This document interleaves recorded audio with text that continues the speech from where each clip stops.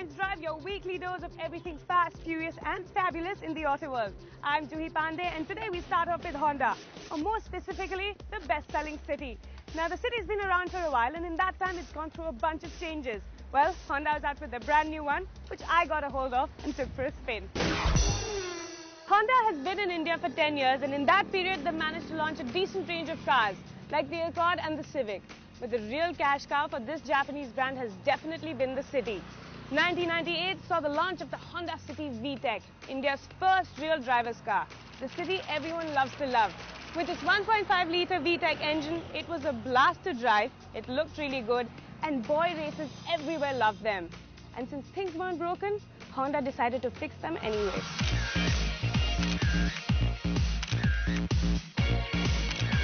With this.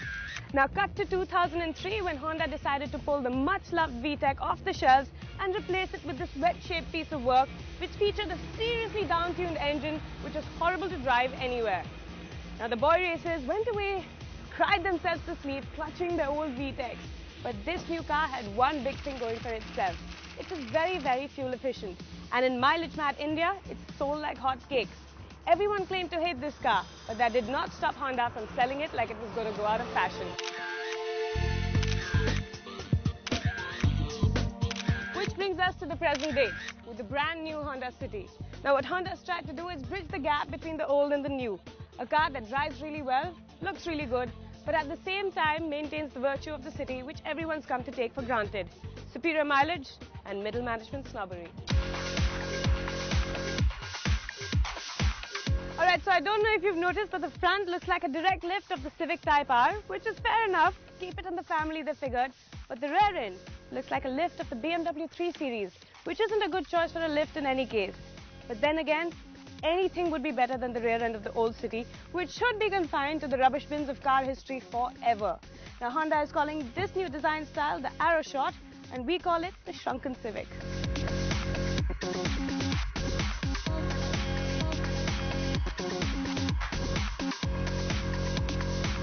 Now the City drives exactly as advertised, which is to say it is a great city drive. We've got the 80 version with us and as added bonus, a sports mode, complete with steering mounted paddle shifters.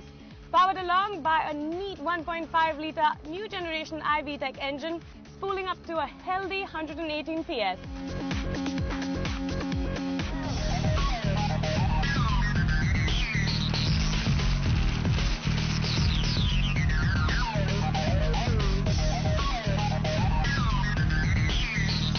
This car has a decent looking dash and fascia from afar, but look any closer and you'll be a little dismayed to see the cheapness of the materials used.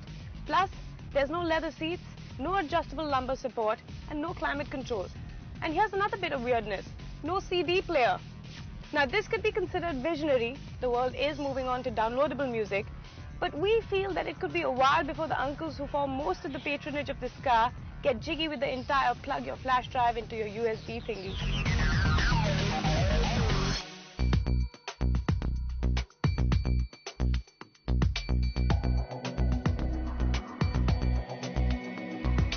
Now, even though the City has been developed for Asian markets, Honda has taken some added measures to make this car a little more India-friendly.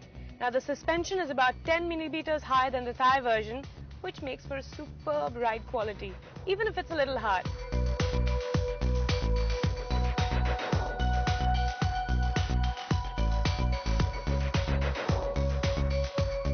Now, there might be no leather on these seats, but fortunately, Honda hasn't disappointed with levels of in-car comfort. The overall seating appears lower, thanks to a lower hip point, but it's still very comfortable. The sloping floorboard, which houses the fuel tank underneath, provides good support for the feet and is very relaxing. Another aspect that caught our attention was the angle at which the rear door opened, close to 90 degrees.